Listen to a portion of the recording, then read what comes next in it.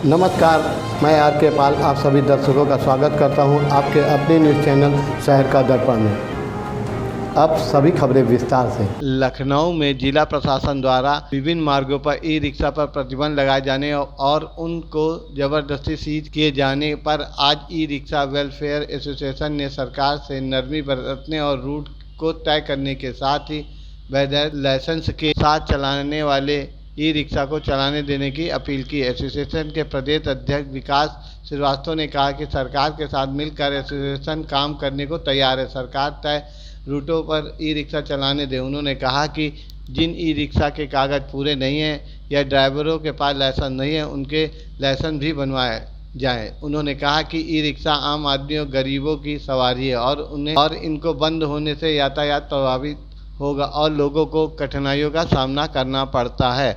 आइए देखते हैं हमारे संवाददाता की एक विशेष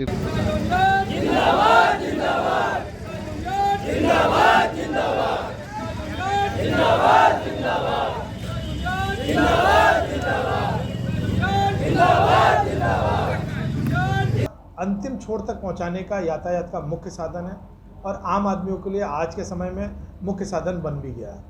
रोजगार का भी मुख्य साधन है। जो गरीब तबका है आज सम्मान के साथ अपना जीवन यापन कर रहा है ई रिक्शा के माध्यम से। लेकिन प्रशासन को, शासन को कुछ भ्रांतियां हो गई कि ई रिक्शा यातायात को अव्यवस्थित कर रहा है, उसकी वजह से यातायात व्यवस्था दुरुस्त नहीं हो पा रही है।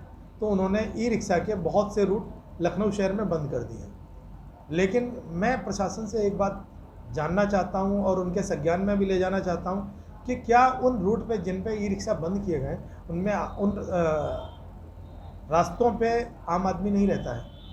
अगर आम आदमी रहता है तो अपने गंतव्य जैसे स्टेशन हो गया, बस स्टैंड हो गया, अपने घर तक कैसे जाएगा? यातायात का क्या साधन है वहाँ?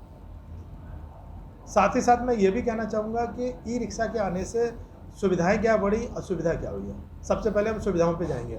सबसे पहले बात करूंगा जहाँ पे सरकार फेल होती है रोजगार उपलब्ध कराने में। लेकिन ई रिक्शा के आने से या इस इंडस्ट्री के आने से लगभग अगर हम देश में बात करें तो 10 करोड़ लोग इस ई रिक्शा के व्यापार से लाभान्वित हो रहे हैं और उनको रोजगार मिला है। गरीब तबका को रोजगार मिला है क्योंकि वो शिक्षित नहीं था, वो कहीं पे नौकरी नहीं पा सकता था, उसने ई रिक्शा खरीदा। और जो आम आदमी की आवश्यकताएं हैं, ई रिक्शा आज के समय में आम आदमी की आवश्यकता बन गया। जब उनके संज्ञान में लाए तो उनको भी समझ में आई चीज़ें। उन्होंने वहाँ पे 3 रूट बंद किए थे, लेकिन उस पर पुनः विचार करने के लिए आए।